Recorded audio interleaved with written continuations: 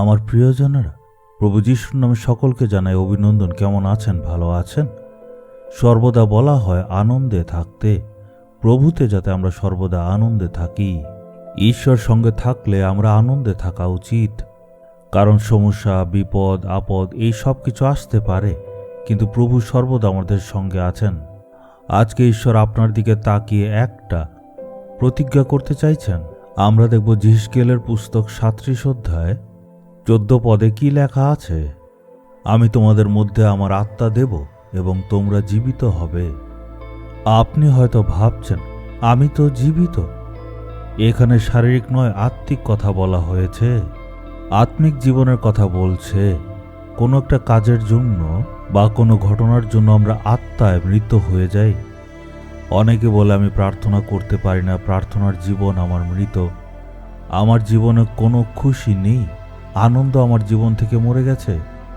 মনের মধ্যে কোনো শান্তি নেই, মনে হচ্ছে মরে গেছি আমি, এমন লাগে। কিন্তু পবিত্র আত্মা আসলে আমরা জীবিত হব। ঈশ্বর তার পবিত্র আত্মা আমাদের উপরে ঢেলে দেন আর আমাদেরকে আবার জীবিত করেন। আজ হয়তো আপনার জীবনে কিছু ব্যাপারে কষ্ট হচ্ছে, মনে হচ্ছে আপনি মরে যাচ্ছেন। পবিত্র আত্মা আসলে আমরা আবার পুনর্জীবিত হব। যা কিছু মরে গেছে আবার জীবিত হয়ে উঠবে। যেই ঘরে শান্তি নেই সেই ঘরে প্রভুর পবিত্র আত্মার দ্বারা আবার শান্তি আসবে, বা যাদের জীবনে আনন্দ নেই তাদের জীবনে পবিত্র আত্মার দ্বারা আনন্দ ফিরে আসবে। রোমিও 8 অধ্যায় 11 পদে এমন লেখা আছে, আমাদের নশ্বর শরীরকে পবিত্র আত্মার মাধ্যমে সঞ্জীবিত করা হবে। আমি এক পরিবারকে চিনি, তাদের মধ্যে একজন ভাই রয়েছে, তার লিভার নষ্ট হয়ে গিয়েছিল। ডাক্তাররা বলেছে লিভারটা মরে গেছে। ওরা বলেছে তাকে আর সুস্থ করা যাবে না। সে অনেক দিন হাসপাতালে ছিল। ডাক্তাররা বলল, এখন আপনারা আত্মীয় পরিজনদেরকে খবর দিন, কারণ সে আর বেশি দিন বাঁচবে না। একদম ফাইনাল স্টেজে চলে এসছে, এমন হতে পারে আগামীকালও মারা যেতে পারে। তার মানে খুবই খারাপ পরিস্থিতি ছিল, হাসপাতালে অ্যাডমিট ছিল। তখন তার স্ত্রীর এই পথটা মনে পড়ল, প্রভুর পবিত্র আত্মা তোমাদের নশ্বর শরীরকে আবার সঞ্জীবিত করবেন। এই বাক্যটার উপরে ভিত্তি করে সে প্রার্থনা করল। সারা রাত হাসপাতালে বসে সে প্রার্থনা করল। তার স্বামী আইসিইউতে ভর্তি ছিল আর বাইরে এসে বসে প্রার্থনা করছিল।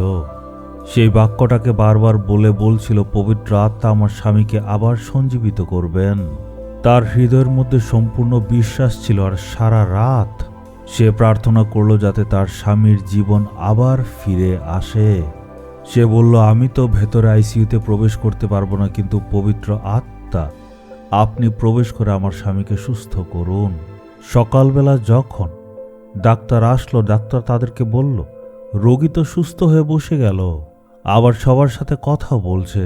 ওরা আশ্চর্য হয়ে গেল, আমরা তো ভেবেছিলাম এই রোগীটা মরে যাবে। ঈশ্বর তাকে একটা নতুন লিভার দান করলেন।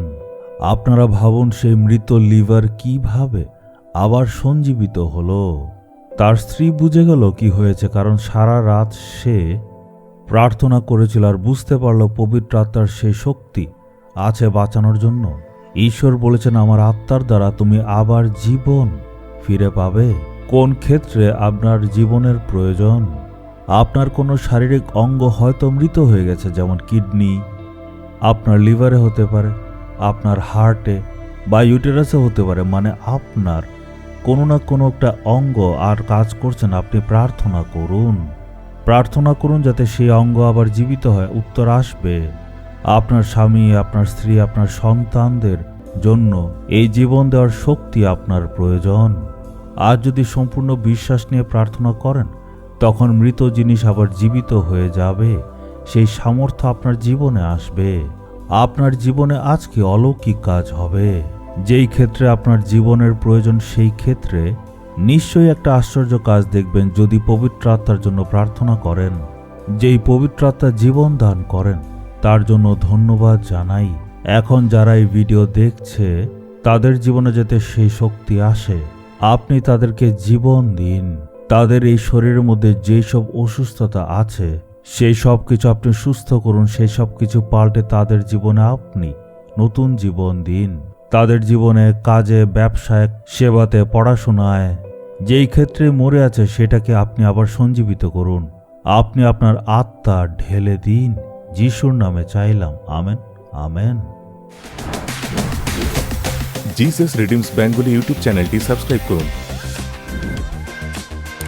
বেল আইকনটি ক্লিক করুন